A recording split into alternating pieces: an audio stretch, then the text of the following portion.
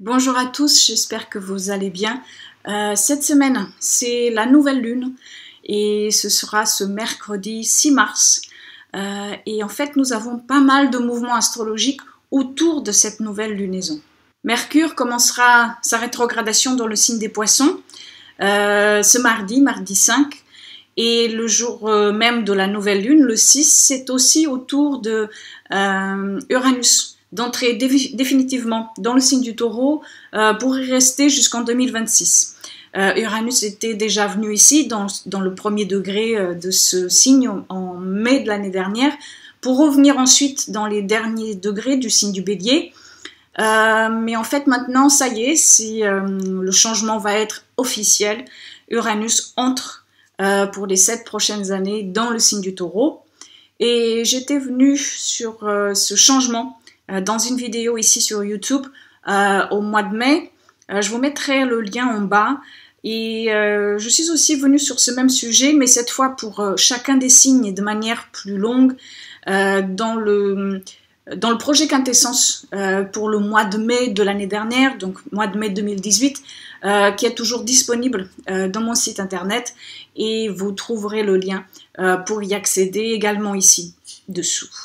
Cette semaine de nouvelle lune dans le dernier signe du zodiaque. Nous sommes donc en train de clôturer une année astrologique et même si c'est une lunaison nouvelle qui commence, cela implique forcément des cycles qui arrivent aussi à leur fin. Cette lune est très sensible parce que non seulement elle est dans le dernier signe d'eau, c'est une lune qui va être aussi en conjonction à Neptune et en fait Mercure qui est notre guide entre le dedans et le dehors est dans les eaux neptuniennes et cela depuis la mi-février, ce qui fait qu'en fait Mercure reste dans une conjonction plus ou moins large à Neptune pendant presque 2 mois.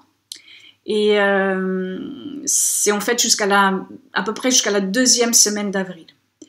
J'aime beaucoup cette rétrogradation de Mercure parce que déjà j'aime toutes les rétrogradations en général en fait, parce que je les vois comme des moments de pause qui viennent pour nous rappeler que le plus important est ce qui vient par le dedans et par la contemplation de ce qui est. Mais aussi parce qu'en Poisson, Mercure vient d'une certaine manière nous imprégner de l'énergie de Neptune et nous parler à la fois d'émotion et d'abandon, d'imagination, de complétude, une complétude qui ne se trouve pas dans une explication pragmatique du monde, mais plutôt dans le fait d'écouter et faire parler aussi ce qui est invisible aux yeux. Ici, Mercure va nous ramener des messages des eaux collectives dans lesquelles nous baignons tous. Mercure va nous servir de guide entre l'inconscient collectif et nous. Alors en fait, il se peut que pendant toute cette période, les rêves nocturnes seront peut-être l'une des portes d'entrée pour cette participation avec le grand tout, mais aussi par la poésie, par l'art, par la musique, par des pratiques méditatives et contemplatives, par le fait de passer du temps dans la nature ou au contact d'animaux, par exemple. Cette lune est dans un dialogue fluide avec Saturne en Capricorne et avec Mars en Taureau. C'est une lune qui nous connecte au sentiment océanique de totalité, qui vient pour nous ouvrir au merveilleux, pour nous donner la possibilité de la réparation aussi, pour nous rappeler des liens qui nous relient à tous les êtres qui peuplent la Terre, pour nous rappeler de ce que nous faisons ou ne faisons pas pour justement les plus fragiles, pour nous rappeler aussi le coût de la croissance sans limite. Alors les impressions qui nous viendront de toute cette période ne seront peut-être pas toujours belles à entendre pour les désirs de nos égos, mais elles seront nécessaires. Mercure en rétrogradation, pendant presque tout le mois de mars, vient nous éveiller, entre bien d'autres choses, à cette compréhension-là, c'est-à-dire à cette nouvelle gestation qui est en train d'avoir lieu dans l'utérus cosmique.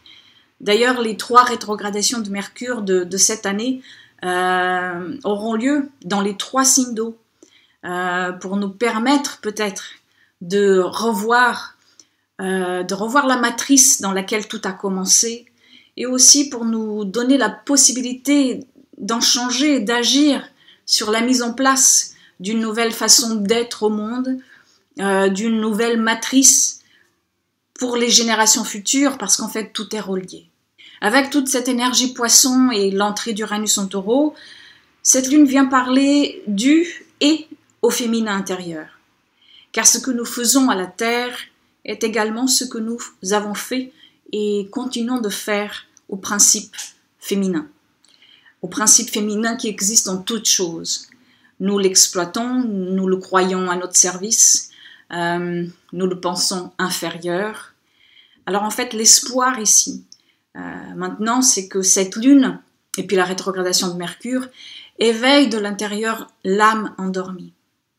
La confusion possible, par contre, avec toute rétrogradation de Mercure en Poisson, apportera également très certainement la possibilité d'une perte de repères, parce que nous allons peut-être aussi devoir marcher à tâtons dans un terrain qui nous est inconnu, ou alors parce qu'il va falloir que l'on se libère d'une forme de contrôle, ou encore parce que nous pourrons nous sentir trop perméables aux énergies du collectif. Mais sûrement, tout cela vient dans le but de nous éveiller à notre sensibilité, à l'humilité et au sentiment d'empathie, à la contemplation aussi, mais aussi pour nous aider à mettre en place des limitations saines dans nos vies et à nous ouvrir, avec Mercure, à une nouvelle façon de communiquer qui était peut-être jusqu'à maintenant restée invisible. Le programme Nouvelle Année Astrologique pour l'année 2019, dont je vous parlais dans la vidéo de la semaine dernière, commence ce mercredi avec la nouvelle lune et vous pouvez encore vous inscrire. Et pour ce qui est du projet Quintessence pour le mois de mars, il est donc maintenant disponible également sur mon site internet. Les liens pour y accéder seront ici dans la barre d'information et là en cliquant sur le i. Donc si vous avez des planètes personnelles, des points ou angles de votre thème natal, entre 13 et 17 degrés des signes mutables, c'est-à-dire du Gémeaux, de la Vierge, du Sagittaire ou alors du signe des Poissons, vous pourrez ressentir plus fortement cette nouvelle lune. Je vous remercie et je vous souhaite une belle lunaison, une très bonne semaine à vous.